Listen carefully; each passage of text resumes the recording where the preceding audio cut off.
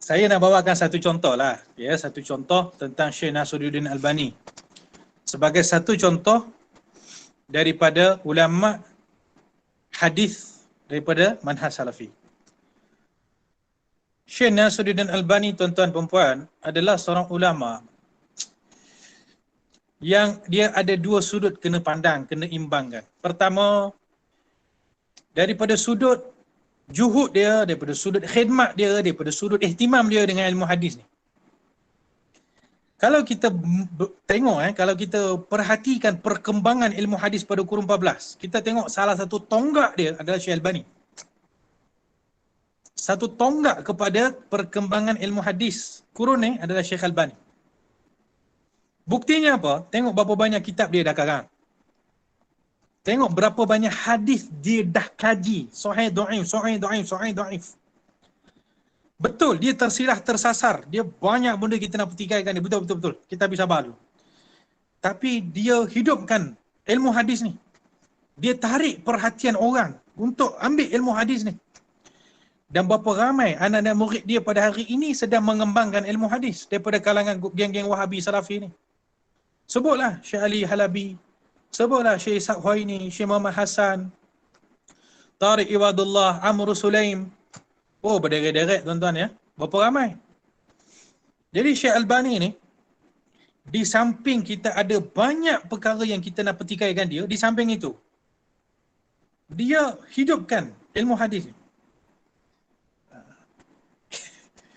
Bukan kita kata kita ni ahli sunnah, kita rasa Albani ini tak ada nilai. Jangan kata tak ada nilai tuan-tuan. Ya, jangan kata tak ada nilai. Saya ada kalanya terkilan dan kecewa juga. Melihat sahabat-sahabat kita ni, bila dia cerita pasal Albani, dia poin dia satu je. Bila dia nak cakap pasal Albani, poin dia satu je, tukang jam. Apa Syekh Albani, tukang jam je. Ini satu cara yang tidak ilmiah langsung lah. Bagi saya lah, minta maaf ya sahabat-sahabat. Saya kata siapa yang merendahkan Syekh Albani kerana kononnya dia adalah tukang jam, itu adalah satu manhaj yang tidak ilmiah. Jangan petikaikan Syekh Albani macam tu. Dia tukang jam ke, dia tukang kayu ke, dia tukang besi ke, itu tidak benar menjadi isu. Tak ada ke ulama tukang kayu menjadi ulama? Tak ada ke ulama tukang baiki atap jadi ulama? Tak ada ke ulama penjual kain menjadi ulama? Dah tu kalau Syekh Albani tu tukang jam, apa masalah dia? Tak boleh ke dia jadi ulama hadis? Kan? Jadi jangan petikaikan Syekh Albani daripada sudut tu. Tukang jam tak tukang jam, itu peribadi dia, kerja dia. Dia punya career tu jangan dipetikaikan. Tak betul lah kalau kita bantai Syekh Albani tu setakat kerana dia bekerja sebagai tukang jam. Tak jadi lah. Tak ilmiah ya. Jadi macam mana kita nak buat? Kita boleh petikaikan dia daripada sudut ilmiahnya. Syekh Albani menolak hadis dhaif. Okey, kita petikaikan. Syekh Albani pecahkan Sunan Abu Daud, sahih dhaif, Sunan Abu. Okey, kita petikaikan kat situ. Syekh Albani tidak thabat di dalam hukum dia. Perawi ni kat sini dia kata tak boleh pakai, kat sana dia kata boleh pakai. Hadis ni tiba-tiba dia kata sahih, kat tempat lain dia kata hadis ni dhaif. Kata orang tanaqudat. Okey, ini kita boleh petikaikan sebab itu sudut ilmiah dia.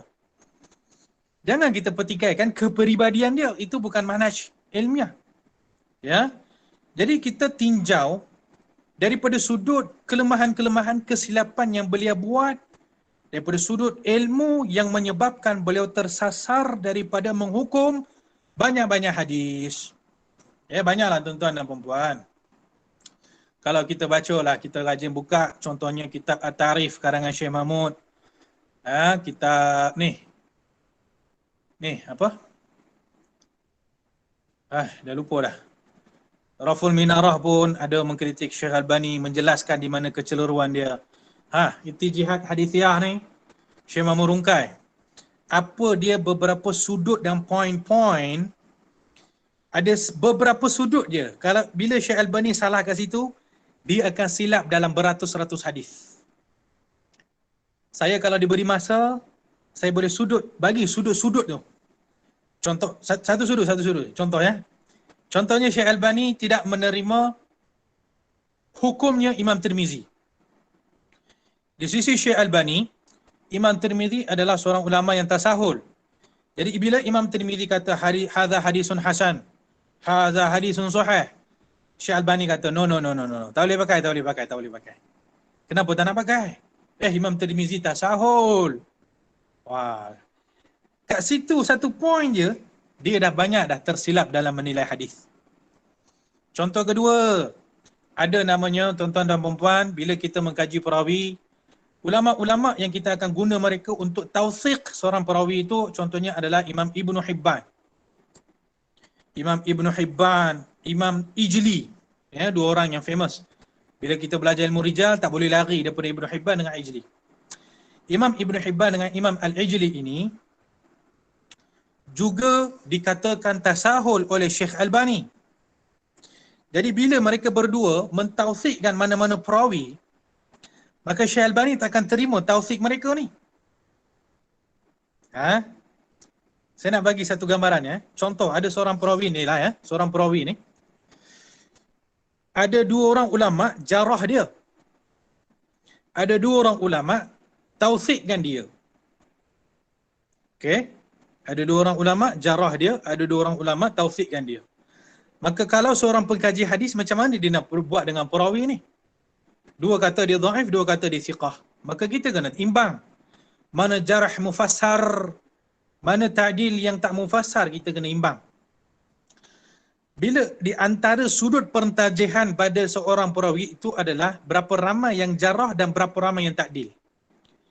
Kalau ramai yang jarah dia, maka kita kata perawi ini majruh lah. Rajihnya adalah dia dhaif. Bila ramai yang tausikkan dia, maka kita kata maka dia ni thiqah lah. Sebab rajihnya dia thiqah. Sebab lagi ramai yang tausikkan dia. Okey, let's say tuan-tuan, perawi ni didhaifkan oleh dua orang ulama, dithiqahkan oleh dua orang ulama, tapi yang menthiqahkan dia ni salah seorangnya Ibnu Hibban. Contohnya Imam Ibnu Hibban dengan Yahya bin Ma'in, thiqahkan dia. Sedangkan dua orang ulama lain dhaifkan dia. Kalau Syekh Albani, dia akan buat apa? Dia akan terus pilih yang jarah ni. Sebab dia kata apa? Yang menthiqahkan dia tu Ibnu Hibban dengan Yahya bin Ma'in kan? Oh, Ibnu Hibban tak boleh pakai. Jangan pakai. Sebab dia tasahul. Jadi tinggal berapa orang yang thiqahkan dia? Seorang je. Iaitu Yahya bin Ma'in. Yang jarah berapa orang? Jarah dua orang. Jarah yang menjarahkan tu dua orang, yang menthiqahkan tu seorang. Maka menang jarah. Ini kaedah yang digunakan oleh Syekh Albani. Bila Syekh Mahmud datang, dia buktikan kaedah ini salah. Dengan satu kaedah ni bila dah salah, maksud dia Syekh Albani tersilap dalam beratus hadis.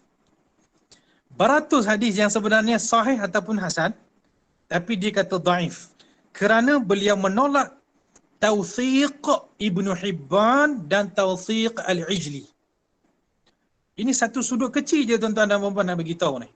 Kalau para asatidzah ada semangat dan himmah untuk mengintai-ngintai qadaya-qadaya ni, maka kitab yang perlu dibaca pertama ni lah kitab Ittijihad Hadithiyah. Ya. Yang kedua kitab At-Ta'rif bi Awham man qassama sunana ila sahih wa dhaif.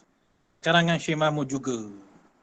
Ya, dua kitab ni sebenarnya memberikan kita satu gambaran yang cukup hebat di manakah sebenarnya kesilapan manhaj ulama salafi pada kurun ni. Memang kitab tu, kitab Ta'rif tu dia kritik Syekh Albani saja. Tapi tahu tak berapa ramai ulama selepas Albani yang ikut manhaj Syekh Albani? Kalau kita senaraikan berapa ramai ulama terkesan dengan Syekh Albani, panjang senarai dia. Contoh, seorang pentahqiq yang masyhur, Dr. Bashar Awad Ma'ruf. Banyak kitab dia tahqiq ya. Beliau salah seorang yang banyak menggunakan kaedah-kaedah Syekh Albani. Syekh Ali Hasan Al-Halabi, Syekh Hamad As-Salafi. Oh, begitu ramai yang bertaklid dengan Syekh Albani dalam kaedah-kaedah dalam manhaj beliau.